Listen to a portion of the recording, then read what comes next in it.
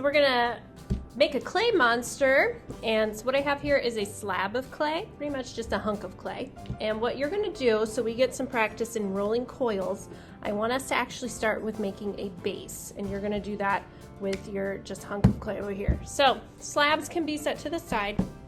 Please remember you want to pop any air pockets as you work with the clay. So again, you want to get it into like a potato shape, start rolling.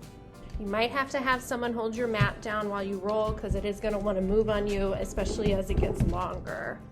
So you want to start in the middle and move your hands outward.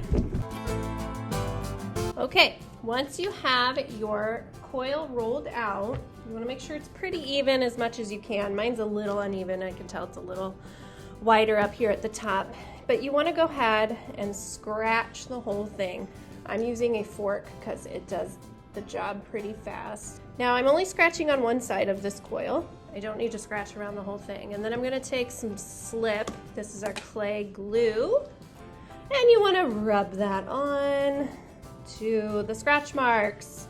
Then you start at the top. You kind of want to fold this in on itself and follow your scratch marks and start rolling. And as you roll, you kind of want to press a little bit so it's all getting wedged together. Now, if your coil feels like it's incredibly long, you could just cut it off, or you could just roll the whole thing and see what happens.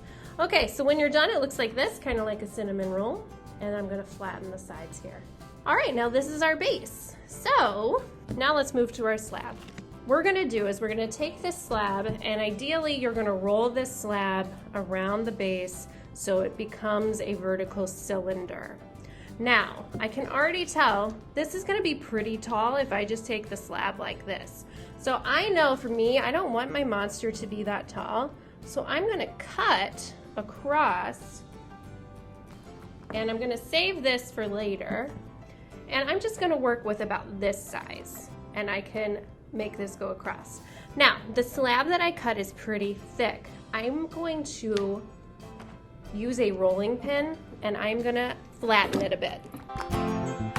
Now, when you use a rolling pin, you do wanna make sure you're trying to make the clay as even as possible. Normally, we would use wooden slats on either side to keep you from getting too thin, but the slats actually are too thick for what I wanna do, so I'm just gonna have to eyeball it. Notice how I just lifted it up? You wanna make sure you lift up your slab of clay right after you roll it, maybe once or twice, because it's gonna wanna stick to your placemat. So lift it up, put it in a new spot on your placemat. Notice again how my slab now is getting longer because I'm flattening it. Lift it up again. See, I'm getting a little trouble right here. It wants to stick. So just always be mindful of that. Okay, so now that I have it longer, hopefully it'll fit around my base a little better. Let's give it a try. Oh yes, much better. So I'm just gonna make sure my edges are straight. From here, you are going to score the clay. So I'm gonna score around my coil base, and I'm gonna score the bottom of my slab here because that's where the two pieces of clay are going to meet up. I take some slip, I rub it into the scratch marks. That is our glue. Take your slab, place it on top, not on the side, on top, and wrap it around. Okay, my slab is actually a little too long, so I'm going to trim it again.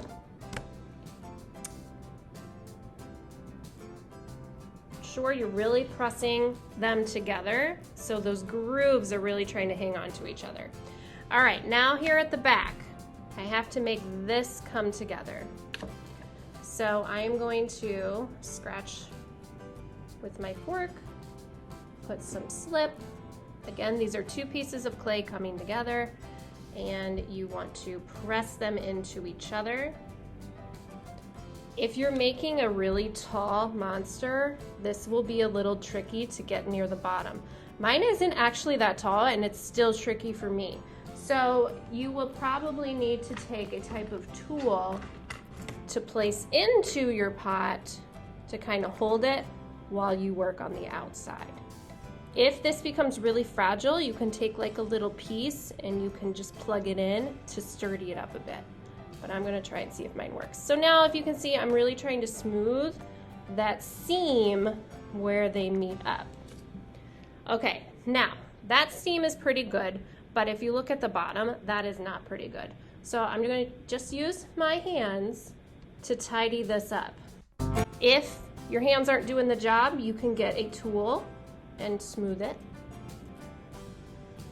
If you notice that your base is maybe too big for the pot, no problem, just give it a trim, cut it off. So next, I'm gonna use this extra clay that I have here, and I'm going to make my overbite or my underbite. So you should have planned this out beforehand. My sketch here, I have an underbite. So here is another slab. This is what I cut off my first slab. And I'm gonna roll this guy out again because he's too thick for what I want. So now that that is flatter, I will cut it the way I want it. And this is gonna become my underbite. So now I'm gonna take this extra stuff and I'm gonna create my teeth. So really, these are just slabs that are cut smaller. And my teeth, I'm gonna do simple rectangle teeth. Okay. To add them on, I got a score, I got a slip. And then scratch where the tooth is gonna connect, slip,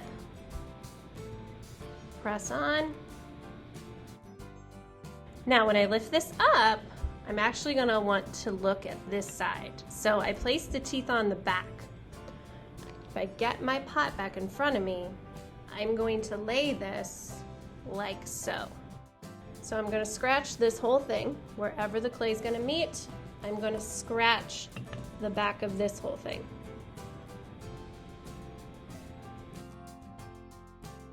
Place it on and press so the grooves hang on to each other. And then on the sides, go ahead and smooth all this out. Now, if you wanna add any sort of fun textures into your piece, you could do that. So I might want to add like little polka dots around my guy here. So I'm using just a dowel rod and I'm pressing into the clay. And this is a fun way to make a pattern. You could take some of these tools and like scoop out little lines and textures. You could use a needle tool to make little baby polka dots. Or you could not do any textures and just leave it smooth clay. Before you add any textures though, you really want to make sure everything looks good and smooth. You don't want to have like a ton of cracks anywhere. So make sure, take the time to smooth it out before you go crazy with adding patterns and marks. And then go ahead and take any extra clay and let's make some eyes. So I know one of my eyes needs to be bigger than the other eye. So I'm just gonna ball up clay and I'm going to roll a sphere. So you can roll it in your hands like this, or you can lay it on the table and roll like this, however you want to do it.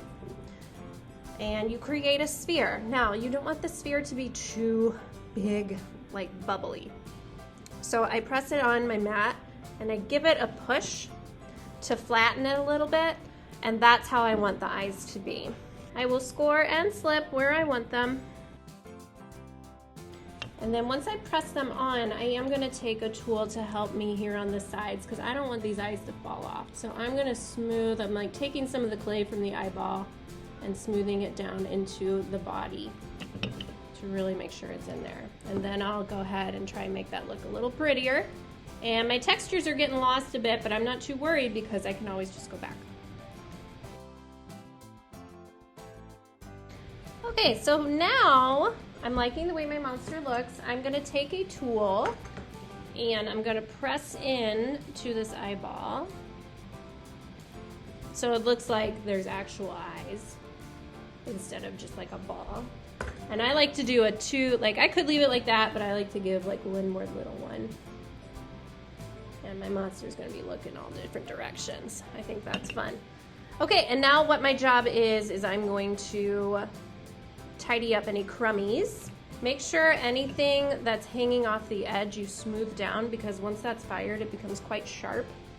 Now if you want to add tentacles or horns or ears or anything like that, you would simply kind of roll out a coil, right? If you want to make horns, you could pinch so they get thinner, bend the clay, add them on.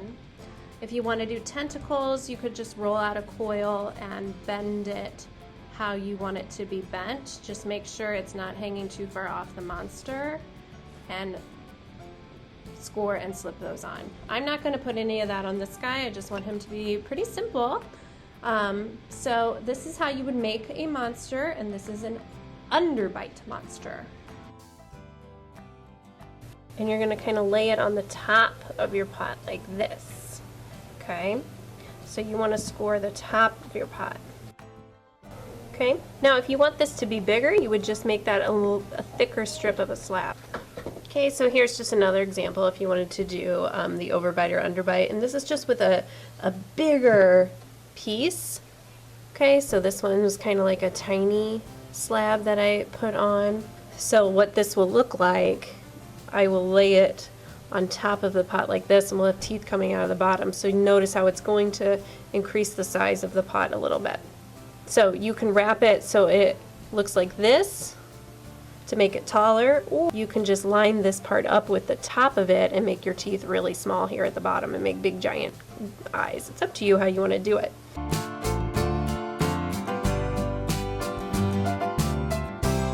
Okay, so here are just 3 different examples of the art you can make using slabs, coils, slipping and scoring, and these are our monster clay pots.